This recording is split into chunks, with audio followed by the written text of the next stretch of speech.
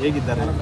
ಅಲ್ಲ, ಖಂಡಿತವಾಗಿಯೂ judicial custody ಇದ್ಮೇಲೆ ಚೆನ್ನಾಗಿದ್ದೇ ಇರ್ತಾರೆ. ಯಾಕಂದರೆ ಜುಡಿಷಿಯಲ್ ಕಸ್ಟಡಿ ಏನೋ ಅವ್ರಿಗೆ ಹಿಂಸೆ ಕೂಡ ಕರ್ಕೊಂಬರಲ್ಲ. ಜಸ್ಟ್ ಒಂದು ಪರಿವರ್ತನೆಗೆ, ಏನಾದ್ರು ತಪ್ಪು ಮಾಡಿದ್ರು ಪರಿವರ್ತನೆಗೆ ಅಥವಾ ಇನ್ವೆಸ್ಟಿಗೇಷನ್ ಕಂಪ್ಲೀಟ್ ಆಗಿ ಇರಬೇಕು ಅನ್ನೋದು, ಬೇಲ್ ಸಿಗೋವರೆಗೂ ಇಲ್ಲಿ ಇರಬೇಕು ಅಂತ ಕರ್ಕೊಂಬರೋದು. ಸೊ ಹಾಗಾಗಿ ಏನು ಜುಡಿಷಿಯರಿಯಲ್ಲಿ ಇರ್ತಕ್ಕಂಥ ಏನು ಇರುತ್ತೆ ಸೌಲಭ್ಯ ಅದನ್ನು ಕೊಟ್ಟಿರ್ತಾರೆ. ಅದ್ರ ಪ್ರಕಾರ ಎಲ್ಲರೂ ಈಕ್ವಲ್ ಆಗಿ ಹೆಂಗಿರ್ತಾರೆ ಹಂಗೆ ಅವರು ಇದ್ದಾರೆ. ಅಷ್ಟು ಬಿಟ್ಟು ಏನು ಸ್ಪೆಷಲ್ ಆಗೇನಿಲ್ಲ.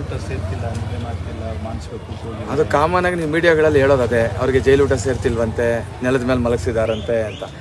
ಎಲ್ಲರಿಗೂ ಏನು ಕೊಡ್ತಾರೆ, ಎಲ್ಲ ಕಾನ್ಸ್ಟಿಟ್ಯೂಷನ್ ಅಡಿಯಲ್ಲಿ ಎಲ್ಲರೂ ಒಂದೇ. ಸೊ ಎಲ್ಲರಿಗೂ ಹೇಗಿರಬೇಕೋ ಖಂಡಿತವಾಗಿಯೂ ಅವ್ರು ಹಾಗೆ ಇರ್ತಾರೆ ಅಷ್ಟೇ.